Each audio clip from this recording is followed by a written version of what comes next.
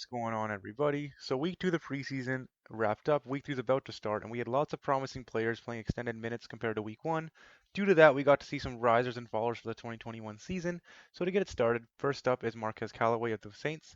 With Michael Thomas out and not much else to speak of with respect to the receiving room, someone had to break out, and 24-year-old Marquez Callaway looks to be the breakout receiver on the Saints squad. Callaway was getting some hype, but impressed in week two, catching 5 of 5 targets for over 100 yards and 2 touchdowns from Jameis Winston.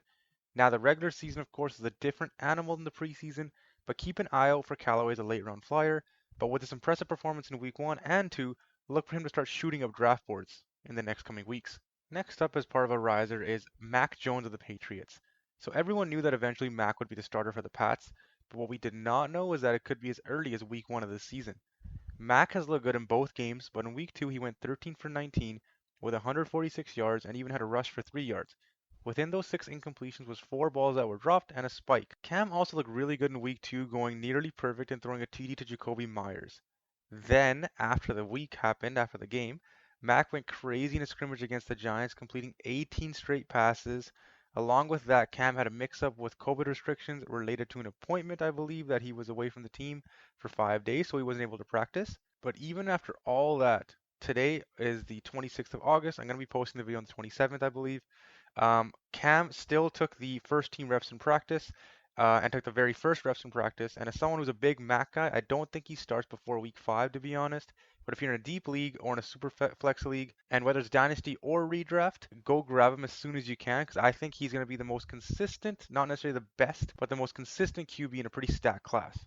So next up is the faller. So with all those guys that improved their stocks, someone has to take the hit and decrease their stock. First up on that list is Darrell Henderson. So Darrell was expected to take over as the Rams RB1 when Cam Akers went down with an Achilles injury. And to be fair, he has looked good in complementary action even when Akers started to take over the backfield.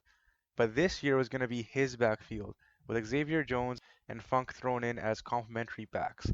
But yesterday the Rams traded some late round picks for a former first rounder in Sony Michel. Now even with the trade, I think that Henderson gets about 55% or so of the work, with Sony getting about 30% and the remaining work being split up between Jones and Funk.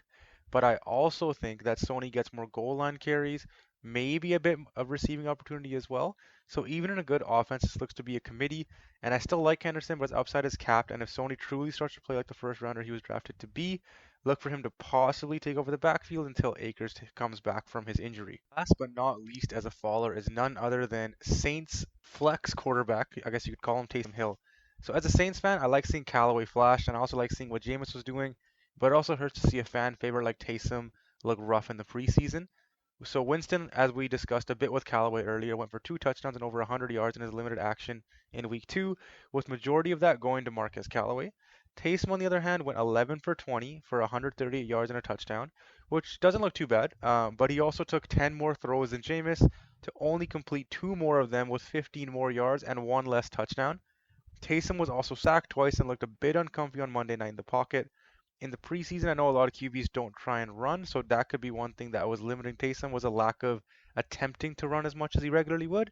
But I would say this solidifies that Jameis is the starter. And earlier today, prior to this video being posted, Jameis was listed as the starter and it was made official. And at the end of the day, Jameis is the better QB in my opinion, regardless of how much Sean Payton loves Taysom. So I would love to see how Jameis does as the starter with Taysom being sprinkled in as a bit of that wildcat flex QB role. So this is it for the risers and falls for week 2 today, guys.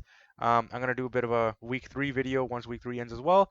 And I'm also be posting some ranking videos. So like, subscribe, comment on what you guys think of the video.